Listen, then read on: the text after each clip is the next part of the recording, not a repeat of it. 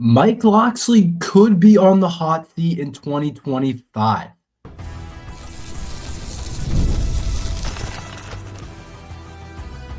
You are Locked On Terps, your daily podcast on the Maryland Terps, part of the Locked On Podcast Network. Your team every day.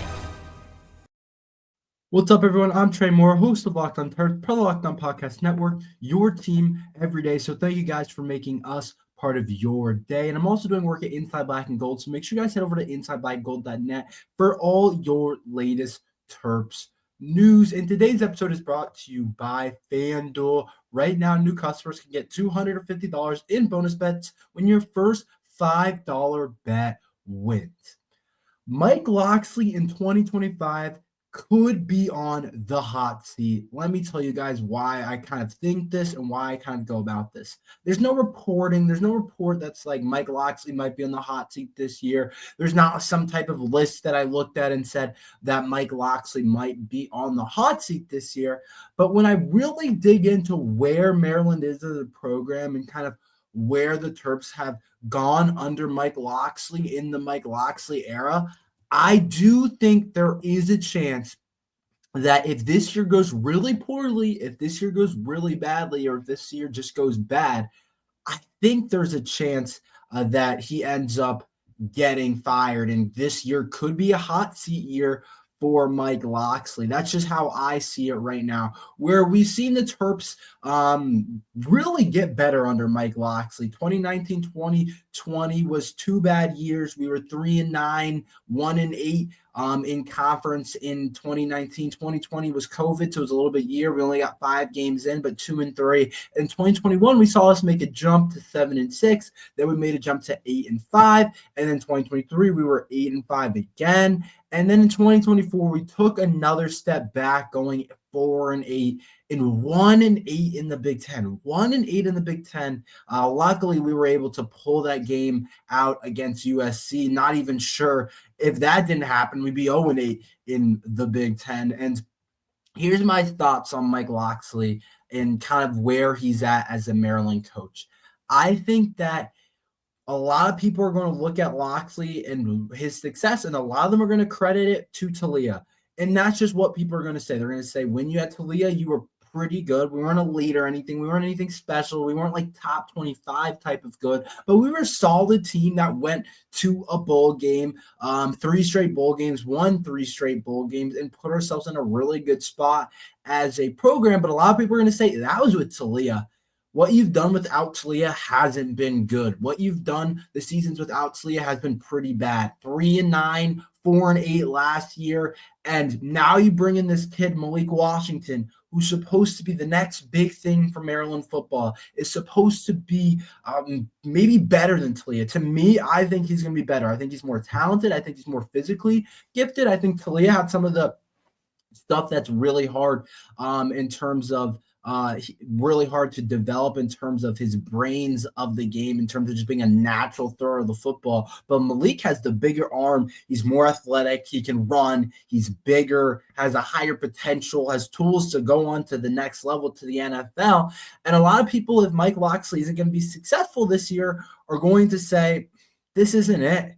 This isn't it for Maryland football. They need to do something better, because right now Mike Locksley's got them going down a bad path with how things are going. And they could very well be on the hot seat this year if things go as poorly as it did last year. Like if we go 4-8 next year, I think there could start to be chatter, and you could see a world where Locksley doesn't end up being the coach in 2026. Do I want this to happen? No, I don't want this to happen. I like Locksley as a coach. I think he's doing a really solid job recruiting. Now, maybe the hardest thing in all of college football for a guy like Mike Locksley to do is to be able to get high-level guys. Yes, to get some of the 4-star rated guys in the DMV, to get some of these guys that are some of the better players in college football. Some of that is really hard to be able to do, but I think the hardest thing to be able to do is to maintain guys. When you look at guys like Kellen Wyatt and Caleb Wheatland, who left this roster, and guys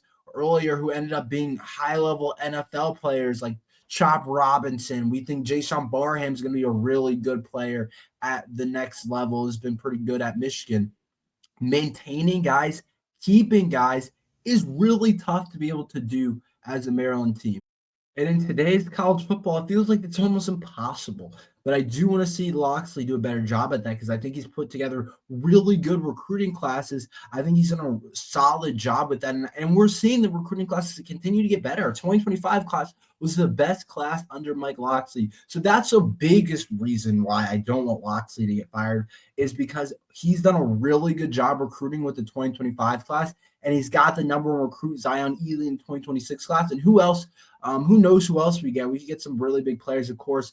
Emmanuel Iheanacho, the 5-star offensive tackle, is out of Georgetown Prep in the DMV, is a guy that we're looking at that we really want. There's some other really high-level 4-star types of guys to really fill out that class and potentially be better than the 2025 class.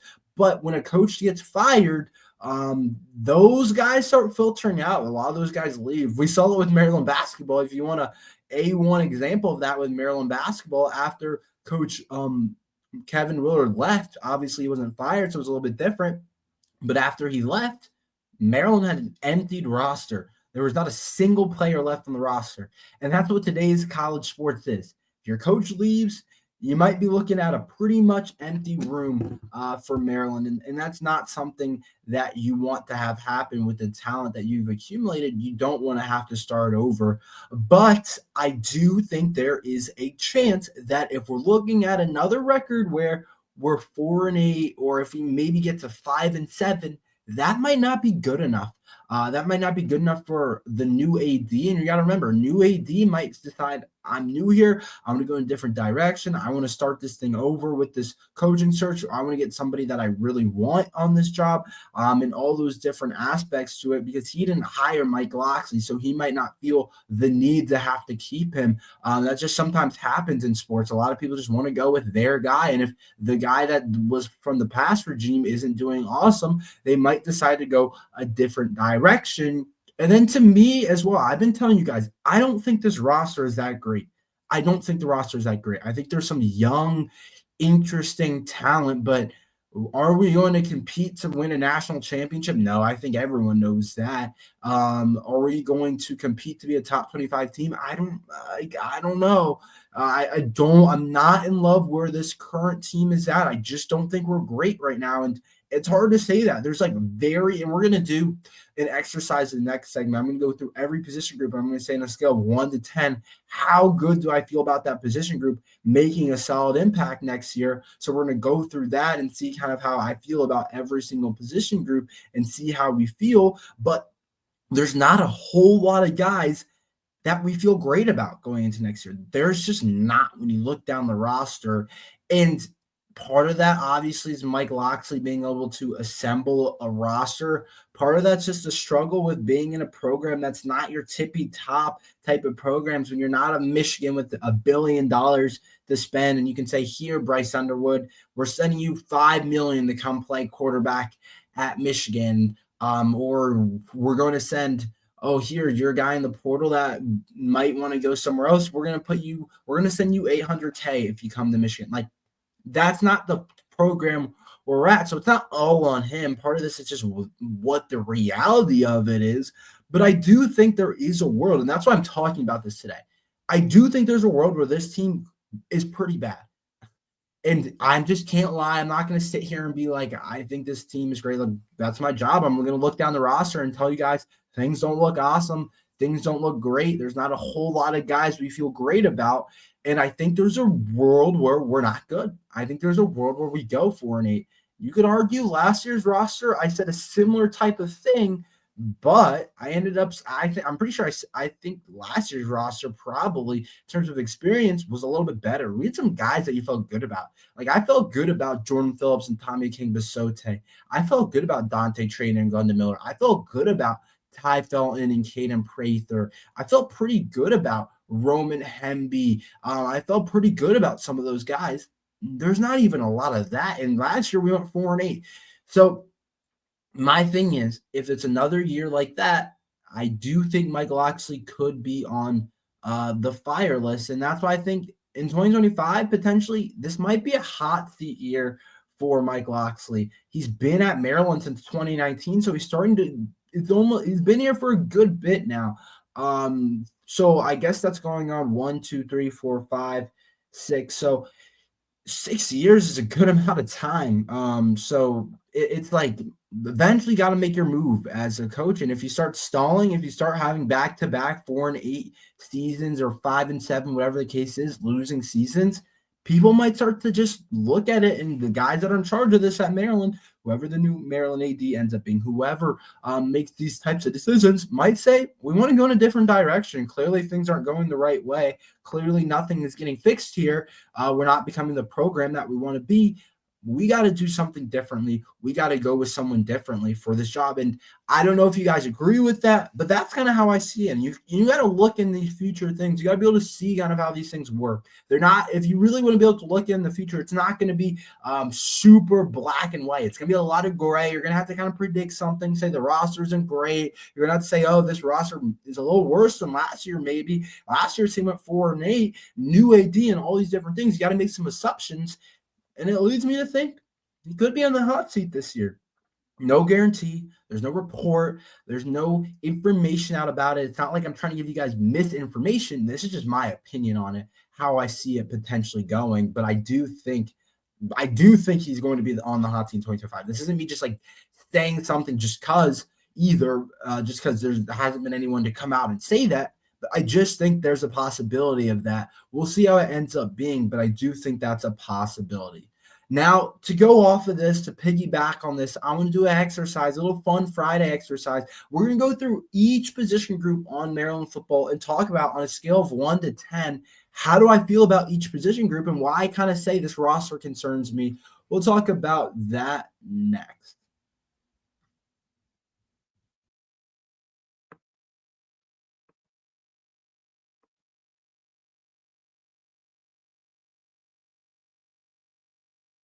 Did you know your Fire TV is also an Xbox? Turn any TV into your gaming and entertainment hub with Fire TV Stick 4K devices. No console required. Just grab your pair controller, subscribe, or sign into Xbox Game Pass Ultimate with EA Play included, and you're ready to play. Dive into hundreds of premium titles from EA Sports College Football 25 to Call of Duty, Black Ops 6, as easily as you stream your favorite show. It's gaming made simple, and it's all on your Fire TV. With Wi-Fi and auto now latency mode, advanced technology, Fire TV Stick 4K delivers smoother, more responsive gameplay with lightning fast speeds to stay competitive. With 4K streaming, watch more than 1.5 million movies and TV episodes from your favorite subscribed services like Netflix, Prime Video, Disney Plus, Max, and more.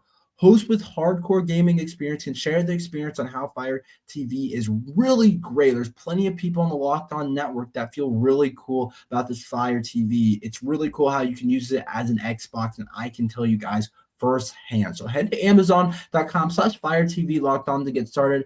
Xbox Game Pass Ultimate subscription and compatible controller required. Available on select devices including Fire TV Stick 4K. Second gen, or Fire TV Stick 4K first and second gen, and Fire TV Cube third gen.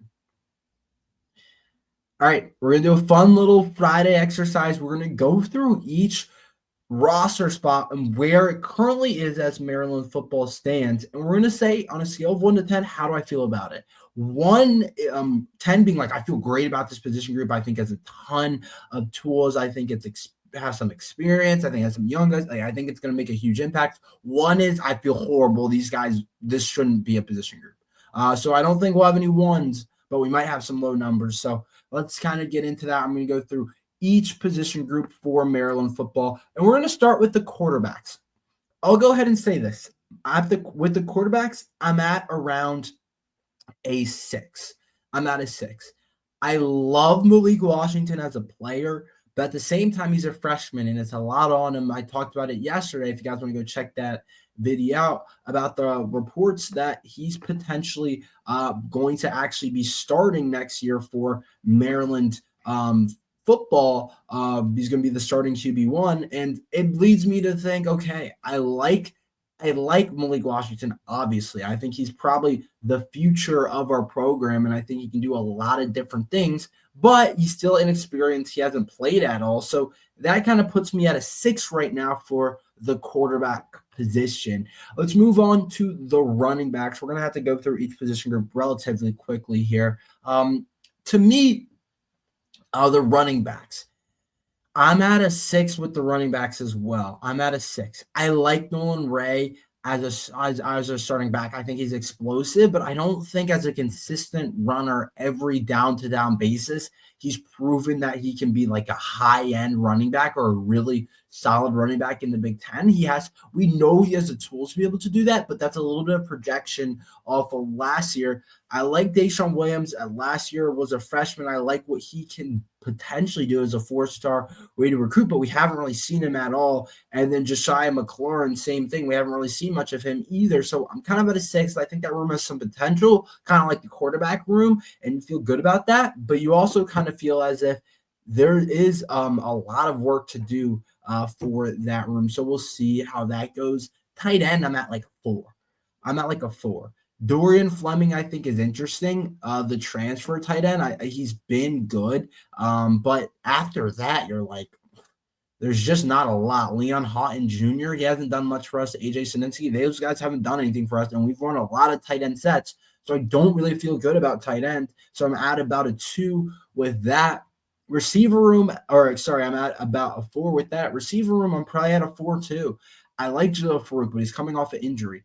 I like Caleb Webb, but he hasn't done anything at Tennessee. I like Octavian Smith, but he's only shown flashes at Maryland. Mekhi White didn't play last year.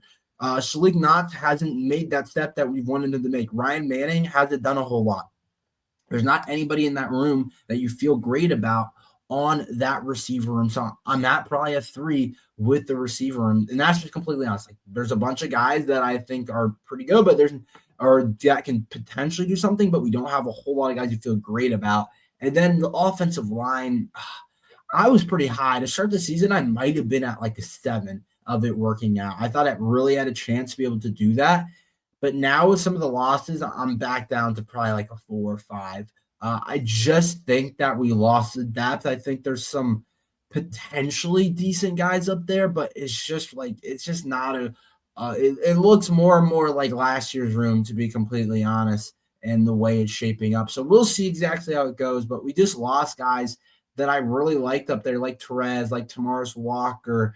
We lost some guys, so I don't feel great about any of those position groups. And heading over to the defensive side of things, we'll start with the defensive line. We'll start with the inside of the defensive line. Not like a 4 with that, to be honest. It's a bunch of guys that haven't played. It just is. It's Dylan Fontes. It's Ian Thomas, the transfer who hasn't played at the Big Ten level. It's Bryce Jenkins, who's a freshman. It's Dimitri Nicholas, who's a redshirt freshman. Like, it's a bunch of guys that haven't played. And on the outside, it's a similar type of thing. Neo Avery hasn't been healthy. Daniel Owens hasn't played a ton. And then that kind of moves you onto your linebacker room. I'm at like a 4 with those guys as well. I like the talent. Maybe more of a 5 at the linebacker room because I do like the talent. I like Michael Harris as a talent. I like Tiari James. I like Keyshawn Flowers. I like some of those guys as a talent. But at the same time, those guys haven't done a whole lot. And then we'll move on to our corner room, probably at a 6 because Jalen Husky, I don't know exactly what we're going to decide to do with Jalen Husky, if he's going to be more of a safety or a corner next year for Maryland. I think that's something that could be interesting, but he wasn't great last year. And then you have some other guys that came in, and Dante Jordan, Jameer Glasser. I don't feel great about any of those guys. I feel like solid about it. So I'm probably around a 5 or 4 with those guys as well. And then safety is a similar type of thing. So when you really go through the roster, what position group do we feel great about? There's really not a lot, and we'll talk more about that later, but I want to kind of go through each number and let you guys know what I kind of thought. Buzz Williams is that guy. I really like where we're going under Buzz Williams. I'll touch on that next.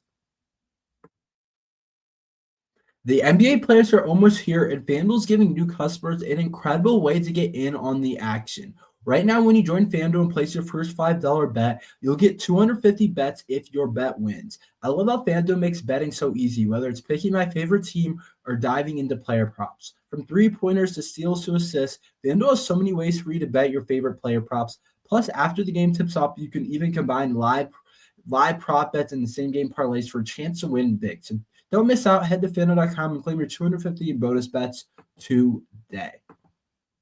So to me, Buzz Williams is that guy as a coach. I love his work ethic so far with Maryland basketball, and we haven't gotten into the games. I'll say he's that guy in terms of how he's handled the offseason for Maryland basketball. And I'm liking what he's doing. And I keep peeking over there at Villanova, and I'm like, Villanova's really not doing much in the portal.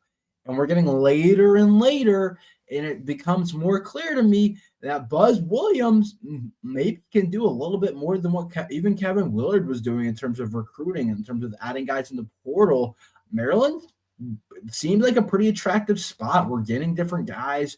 We're doing things that I really like through the portal. And Buzz Williams is leading that right now, and I really like kind of where he's put the Terps and how we've kind of developed this team. And I'm going to say it. Buzz is the guy of the offseason right now, and he's led Maryland to have a top 10 portal class. But I've said this. Maryland basketball should have a top 10 portal class, and we should, and we do. And when you bring in a whole new team as a level as Maryland is, you should have a top 10 recruiting class in terms of transfer portal class, I should say. But I do really like the direction that Buzz Williams is going at and how he's accumulated this roster, how he's brought different guys in. Like I said, Villanova hasn't gotten anyone crazy. They got in a couple of Maryland guys like the Braden Pierce, who transferred away, never got a chance to play, hasn't played yet at Maryland. He's going to Villanova, the huge guy. He's like, 7'1", 7 feet. He's a pretty big dude. He decided to go to Villanova. I don't know what the deal is exactly with him potentially at Villanova and some of those different things. But he's going to Villanova. And then when you look at some of these other guys, they picked up Christian Jeffrey, who was a guy I wanted to keep, and they picked up Malachi Palmer, but they haven't got a bunch of impact guys in the portal. And I'm not an expert right now on what Villanova still has to come, but Buzz has done a really good job of getting guys, and I probably should stop comparing Kevin Willard and Buzz Williams. I probably should stop doing that. But if I'm just being 100% honest, 100% real, Buzz is doing his thing, and I really like kind of where he is. Now, it's all going to come to how he actually puts together this team, how he actually coaches this team, but he's done a good job at Texas A&M, and we know he's energetic. We know he enjoys doing this. We know he's not going to do what Kevin Willard did to us. We know that. I should really stop talking about Kevin Willard now that he is gone, but I like where this team is at. I like how we've developed or how we've gotten guys in the mixture of different guys that we've gotten from high end to guys that were redshirt at Texas A&M but were high-level recruits. And I think Buzz Williams has put us in a good position, and I do think Buzz so far is that guy. Now, I think he's put us in a position to potentially be a tournament team in year one. We'll see if I said yesterday we're going to need more size. We're going to need a little bit more in the front court. We're still just going to need more overall, but we've got a pretty good portal class, and we've gotten a lot of solid players. So we'll see how it ends up coming together. There's going to be some really good teams in the Big Ten next year, but I think Maryland has a good enough chance to definitely. I don't think we're as good as last year, and that wasn't going to happen under anybody. But I think that we've put ourselves in a good position to be maybe a tournament team. Way too early predictions, as I feel like I just watched the national championship game. But that's all you think with college basketball. Is your team a March team or is it not? And I think Coach Buzz Williams is leading us to be that. That's all we have for today. Thank you guys for listening to Locked on Terps. Make sure you like and subscribe. We're here every day talking Maryland football and basketball. So thank you guys for listening to Locked on Terps.